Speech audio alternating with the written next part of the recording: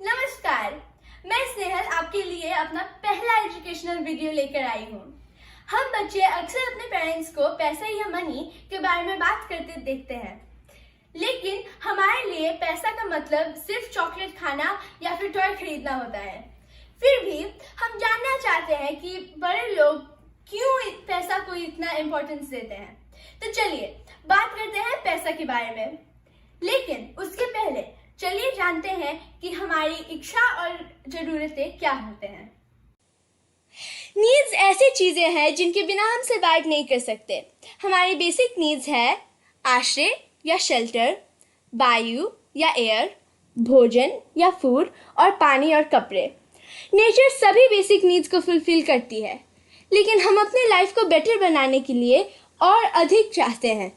For example, luxury cars, phone, laptop, iPad जैसे electronics, खिलौने, bike, cosmetics, vacation, air travel और television आदि।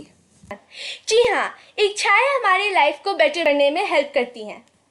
इच्छाएं और ज़रूरतें दोनों हमारे लिए इम्पोर्टेंट है और हमें इन्हें पूरा करने के लिए पैसा या मनी चाहिए। इनमें से मैक्सिमम चीज़ ये नेचर में अवेलेबल हैं, लेकिन हर किसी के पास इन्हें पूरा करने के लिए स्किल्स और रिसोर्सेज नहीं है। अलग अलग लोग अलग अलग सामान और सेवाएं प्रदान करते हैं। फॉर एग्जाम्पल, हमें पुलिस, फायर फाइटर और नर्स या डॉक्टर की ज़रूरत है सेफ्टी और इमरजेंसी के लिए। खाना बनाने के लिए एक शेफ़, एक बैंकर हमारी फाइनेंशियल नीड्स के लिए, एक कंस्ट्रक्शन वर्कर घर बनाने के लिए, और एक टीचर हमें गाइड करने के लिए। जैसे कि आप देख सकते हैं कि डिफरेंट लोगों के पास अलग अलग सर्विस प्रोवाइड करने के लिए वेरियस स्किल्स है और हमें अपने नीड्स और वांट्स को फुलफिल करने के लिए बहुत सारे सर्विसेज की ज़रूरत है।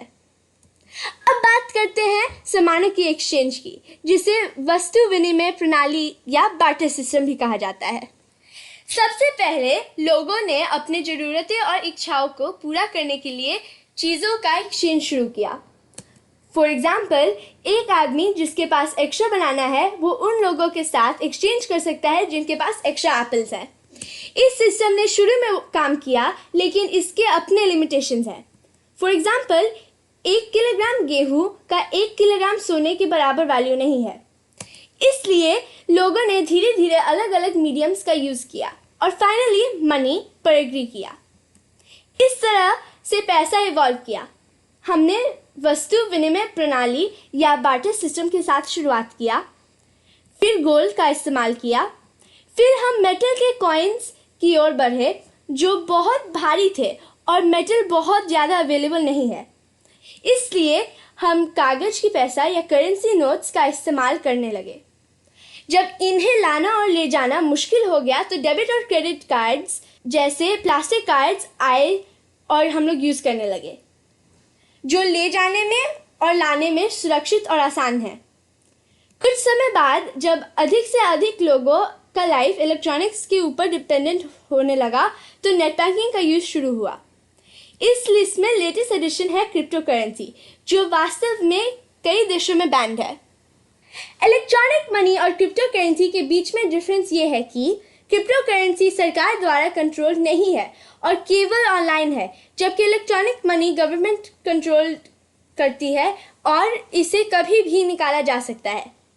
इन शॉर्ट, आज की लाइफ में हमें अपने ज़रूरतों को पूरा करने के लिए पैसा की ज़रूरत है, लेकिन पैसे आएंगे कहाँ से? इनकम या आय का मीनिंग है पैसा कमाना या पैसा आना। लोग सैलरी, बिजनेस या गिफ्ट्स के द्वारा पैसे कमाने के लिए अलग अलग जॉब करते हैं।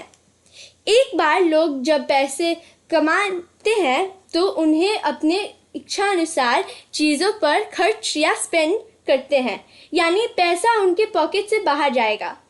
इसे कहते हैं व्यय या एक्सपेंस। हमारी ज़रूरतें बदलते रहते हैं और हमारे पास लॉन्ग टर्म और शॉर्ट टर्म गोल्स होते हैं जिनके लिए हमें पैसे की ज़रूरत है।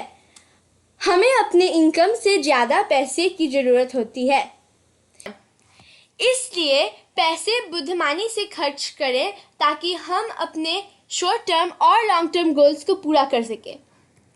इससे पहले कि आप कुछ खरीदें, आपको सोचना चाहिए कि ये एक वांट या नीड है। आपको खुद से क्वेश्चंस पूछना चाहिए, जैसे क्या मुझे सरवाइव करने के लिए इसकी ज़रूरत है?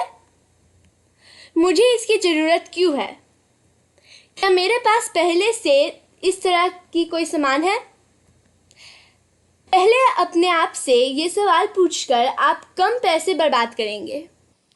जब कोई बिजनेस करता है तो उसे कुछ इम्पॉर्टेंट टर्म्स को जानना होगा, जैसे लागत मूल्य या कॉस्ट प्राइस, विक्रय मूल्य या सेल्स प्राइस, लाभ या प्रॉफिट, हानि या लॉस, मांग या डिमांड और आपूर्ति या सप्लाई। लागत मूल्य या कॉस्ट प्राइस वो पैसा है जिसे आपको सारे सामान खरीदने के लिए खर्च करना होगा। इकाई लागत मूल्य या यूनिट कॉस्ट प्राइस एक सामान के लिए मूल्य या प्राइस है। मैंने हर एक बुक के लिए 1 रुपया खर्च किया, इसलिए मेरी यूनिट कॉस्ट प्राइस या इकाई लागत मूल्य 1 रुपया है। मैंने सभी बुक्स के लिए 5 रुपया खर्च किया, इसलिए मेरी कुल लागत मूल्य या टोटल कॉस्ट प्राइस 5 रुपया है। कुल विक्रय मूल्य या टोटल सेल्स प्राइस सभी सामानों को बेचने पर मिलने वाला पैसा है, जबकि इकाई विक्रय मूल्य या यूनिट सेल्स प्राइस एक आइटम को बेचने पर मिलने वाला पैसा है। मैंने हर बुक को 2 रुपये में बेचा तो मेरी यूनिट सेल्स प्राइस या इकाई विक्रय मूल्य 2 रुपये है। कुल विक्रय मूल्य या टोटल सेल्स प्राइस है 5 गुने 2 यानी 10 रुपये। लाभ या प्रॉफिट विक्रय मूल्य में से क्रय मूल्य यानी सेल्स प्राइस में से कॉस्ट प्राइस घटाने पर मिलता है। जैसे यहाँ पर हमारे लाभ 10 रुपये में से 5 रुपये घटाकर 5 रुपये है। आपूर्ति सामानों की उपलब्ध मात्रा या अवेलेबल क्वांटिटी है, जबकि मांग या डिमांड यह बताता है कि उस सामान की कितनी ज़रूरत है। अगर मांग आपूर्ति से ज़्यादा है तो फिर इसे कमी या शॉर्टेज कहते हैं, इसीलिए हम सप्लाई और प्राइस बढ़ा सकते हैं। अगर मांग आपूर्ति से कम हो तो उसे अधिशेष या सरप्लस कहते हैं। इस केस में हमें सप्लाई को उसी लेवल पर रोकना होगा और हम प्राइस भी घटा सकते हैं ताकि लोग उसे अफोर्ड कर सकें। हमने आसान एक्सप्लेनेशंस के साथ एक सिंपल टॉपिक के साथ शुरुआत किया है, लेकिन हम इन टॉपिक्स के बारे में डिटेल में बात करेंगे और bank accounts, credit cards, debit cards और इंटरेस्ट रेट के बारे में भी बात करेंगे। इसी नोट के साथ मैं आज के लिए आपसे विदा लेती हूँ। प्लीज लाइक, कमेंट और सब्सक्राइब करना मत भूलिए और सबसे इम्पोर्टेंट, हमारे साथ बने रहिए। तब तक के लिए गुड डे और गुड नाइट।